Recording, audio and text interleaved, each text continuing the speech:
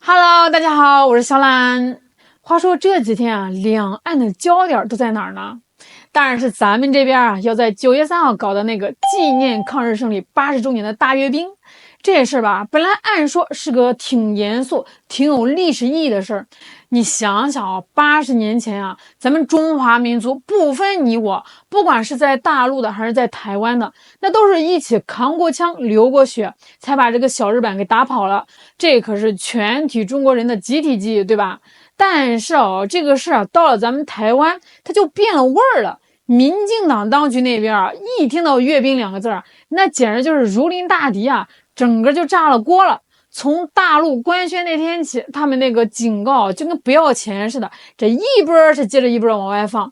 先是冲着那些90多岁的抗战老兵喊话：“你们可不许去啊，去了就是通敌。”哎，我一听这话我心里觉得不舒服呀。那些老爷爷们啊，当年在战场上拼命的时候，你民进党还不知道在哪儿呢。现在人家想回顾一下当年的荣光，哎，你倒好，一顶大帽子就扣上去了。接着呢，又开始警告那些退休的军官、情报官员，还有咱们台湾的公务员，谁敢去啊，回来就法办。那架势就差没在每个人的脑门上贴个封条，上书禁止登陆了。这还没完，这最逗的是他们还挨个的去找那些在大陆发展的台湾艺人沟通，说白了不就是威胁吗？哎，你去不去啊？想好你家的水电费我们可都盯着呢。我估计那些艺人心里都得犯嘀咕，我就是去唱个歌，怎么就搞得跟要策反我似的？这民进党当局放完了一堆狠话，觉得还不过瘾，干脆就直接拉了个黑名单出来。这安全部门指名道姓点了几个人，说你们是重点监控对象，绝对不许去。谁呢？马英九、洪秀柱、萧旭岑、刘兆玄、夏立言。哎，你瞧瞧，全是国民党里有头有脸的人物啊，这意思就很明显了。你们这些蓝营的大佬，谁要是敢去北京，就是不给我民进党面子，就是背叛台湾。这操作其实说实话有点小家子气了，人家去参加一个纪念抗战胜利的活动，哎，怎么就成了背叛了？难道抗日战争国民党没去打吗？这历史还能让你民进党给改了不成？就在民进党以为自己这通操作猛如虎，能把所有人都给镇住的时候，一个意想不到的人直接给了他们一记响亮的耳光。谁呢？就是咱们今天的主角，国民党的前主席小辣椒洪秀柱。哎呦喂，柱姐这操作那叫一个闪电战呀！民进党这边还点着名呢。9月1号的晚上，人家洪秀柱就已经悄无声息的人就在北京了。等这个飞机一落地，消息一出来，台湾岛内那帮绿营的政客估计这个眼珠子都快掉在地上了。这一下可真把民进党给整不会了。他们前脚还在那儿画红线设路障呢，后脚人家直接一个传送门空降到北京了。这就好比什么呢？你好比在自家门口修了一道墙，还挺得意，结果人家压根就没走你家门口，直接从你家房顶上跳过去了。你说气不气人呢？洪秀柱到了北京之后才不慌不忙的公开表态。他是怎么说的呢？他说抗日战争的胜利是咱们整个中华民族共同的记忆，要是没有80多年前的国共合作，哪能打得赢日本人呀？咱们中华民族的命根子都保不住了。他觉得自己作为国民党的前主席，有这个责任把纪念抗战胜利这个事儿给传承下去。这话说的，我觉得掷地有声，有理有据。而且熟悉柱姐的人都知道，他从2015年要选台湾地区领导人的时候开始那个一个中国的立场就从来没变过。这股子劲儿在现在的国民党眼里那真是稀有品种了。所以他这一次去北京，说实话是顶着巨大的压力的。这不仅仅是民进党的压力，还有来自国民党内部的压力。果不其然，洪秀柱前脚刚到北京，后脚国民党这边就赶紧出来撇清关系了。国民党的文传会主席叫林宽裕的，马上就开发布会了，说：“哎，大家都注意了洪秀柱主席去北京那是他个人行为不代表我们国民党的立场。我们不知道，我们不清楚，我们没参加。”哎，你听听这个话这切割速度比那切生鱼片的师傅还快这明摆着就是朱立伦的意思嘛，意思就是朱姐您老人家自己去，这锅我们可不背看到这一幕真是让人有点感慨想当年抗日战场上，那可是国民党军队在正面战场上浴血奋战呀。现在倒好，大陆要纪念这场胜利，国民党自己反倒扭扭捏捏，生怕跟中国这两个字沾上边儿。国民党这边是急着切割，那民进党那边呢，那简直就是集体破防啊！什么是破防？就是这个心理防线被突破了，气急败坏，口不择言了。一个个绿营的立委啊，抢着上电视，对着麦克风就开喷啊！有个叫邱志伟的跳得最高，他说洪秀柱参加大陆的阅兵就等于背叛台湾。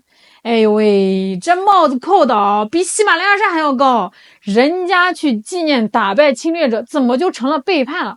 陆委会也出来放狠话了，说要是洪秀柱跟大陆有什么合作，我们一定依法严惩。这话说到空洞无物啊！什么叫合作？一起唱首《义勇军进行曲》算不算合作？一起吃顿饭算不算合作？这法律的红线让他们画的跟孩子涂鸦似的，想怎么画就怎么画。外事部门啊也来凑热闹，说洪秀柱的行为啊跟台湾的主流民意相违背。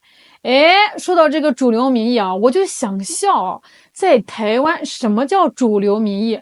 就是民进党他们自己定义的民意。哎，你支持我，你就是主流；你反对我，你就是民意的小偷。这套把戏啊，他们玩的是炉火纯青啊。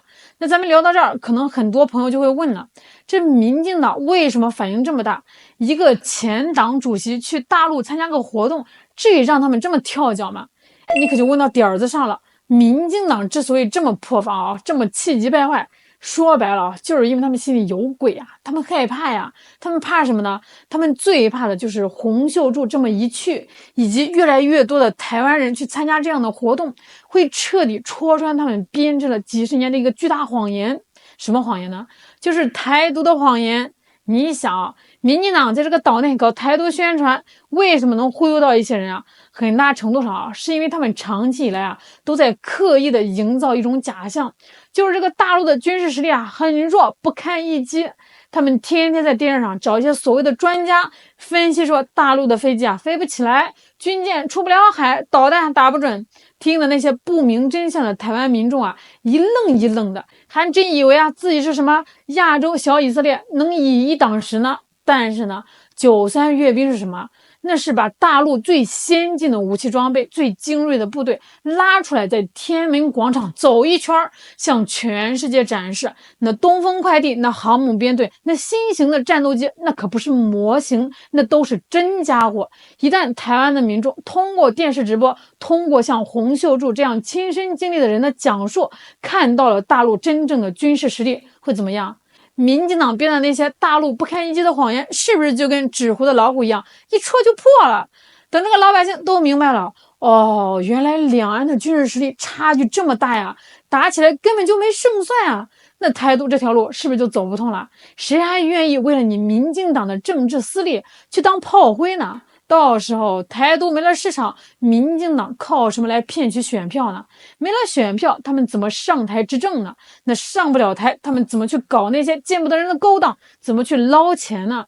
就像台湾那个资深媒体人沈富雄说道：“民进党里头那些牛鬼蛇神啊，有什么搞不定的？说到底不就是用钱吗？所以啊，这背后不仅仅是政治利益，更是巨大的经济利益。”洪秀柱这一去啊，是结结实实的动了他们的蛋糕，捅了他们的心窝子了。所以啊，咱们可以预见，等洪秀柱参加完活动回到台湾，等待他的那必然是民进党全方位的围剿和攻击，各种脏水、各种帽子肯定会像下雨一样泼过来。但是呢，即便面临这么大的风险，柱姐她怕了吗？她没有。他在国民党不支持、民进党疯狂威胁的情况下，他还是毅然决然的去了北京。为什么呀？因为在他心里啊有一杆秤，这杆秤称的不是他个人的政治得失，不是一党一派的利益，而是整个中华民族的大是大非。他认为纪念抗日胜利是每一个中华儿女都应该做的事情，这是一份历史责任。他让很多人都看到了，原来除了这个蓝绿的恶斗啊，除了亲美媚日，还有另外一种选择，那就是堂堂正正的去做一个中国人，去拥抱自己的历史和文化。当然了，我们也要看到这件事啊，也反映出了国民党的尴尬和软弱。作为一个曾经领导了全民族抗战的政党，现在却连派一个代表去参加纪念活动都不敢，还要跟自己的前主席做切割，这不仅仅是没担当更是对历史的背叛。如果国民党再这么绿化下去，恐怕离被台湾人民彻底抛弃也就不远了。从洪秀柱的闪电战到蓝绿两党的众生相，咱们就能看到一场阅兵就像一面镜子，照出了台湾政坛的百态。民进党的气急败坏，恰恰就暴露了他们的心虚和恐惧。他们越是打压，越是禁止，就越说明他们害怕两岸的交流，害怕台湾民众了解到大陆的真相。但是历史的车轮是滚滚向前的，两岸的融合，民族的复兴，这是浩浩荡荡的历史大潮，不是几个跳梁小丑就能挡得住的。洪秀柱女士的这份勇气和担当值得我们所有人敬佩。她用自己的行动告诉我们，什么是对历史的尊重，什么是对民族的负责。至于那些还在装睡的人还在搞台独闹剧的人，我们只能说留给你们的时间真的不多喽。好了，今天就聊到这儿了，我是小兰，我们下期再见。